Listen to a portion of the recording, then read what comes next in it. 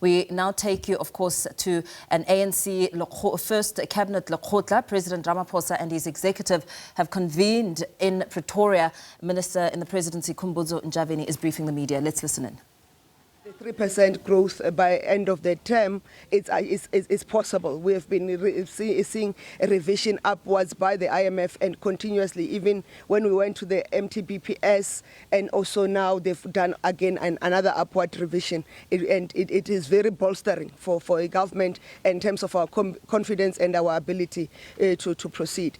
Equally, State SA in December released a report that has shown that even though we have not eliminated poverty, we have started to chip away on the levels of poverty in the country. There's been an improvement, and that's part that.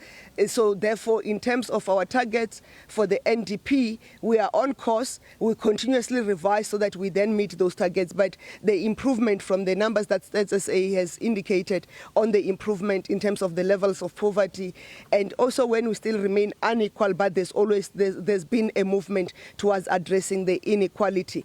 So that is progress, and that's what encourages us as we gather to have this conversation.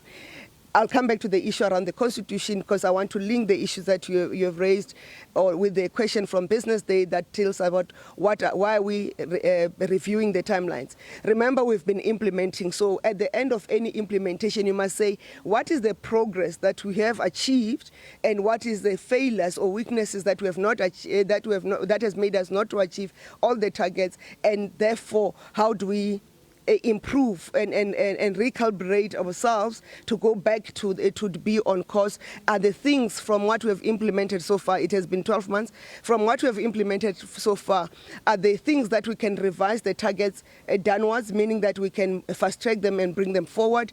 You'll know that the Minister of Electricity, for instance, there have been a number of targets that were set, and there are other targets that are coming through. The Minister of Transport on the logistics front, there have been other targets that are there. There have been, what does this economic improvement mean for the other targets that we've been setting? So that's the basis of us talking about the time frames. We review our progress and say, can we increase the pace? Do we need to recalibrate something else? And so forth. That's the basis of us reviewing. And you asked the question around the Constitution. The Constitution of the country must work for the citizens of the country. And in terms of that, and I'm sure you know, all countries amend their constitutions. In the country, we are going to undergo the national dialogue that is going to communities. If South Africans are saying the constitution, the current constitution as it is, doesn't work for them, they will propose that amendments must be done. We continuously through Parliament call for the proposals for amendments of various sections of the constitution, and South Africans debate. But we are undergoing a national dialogue process that we must discuss this beautiful constitution of ours. Does it still remain beautiful, and is it beneficial for South Africans given the revolving situation that we have? And South Africans will make that determination, and as a government elected by the people of South Africa, will have to respond. Whether we are a government of national unity, doesn't matter, we are a government of South Africa.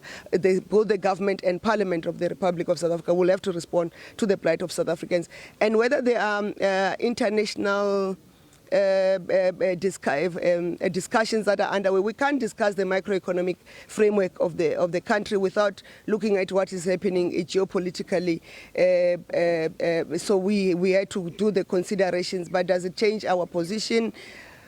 The President will articulate during the SONA, but we're discussing the geopolitics and framing in light of the macroeconomic framework of the country and where we should position ourselves.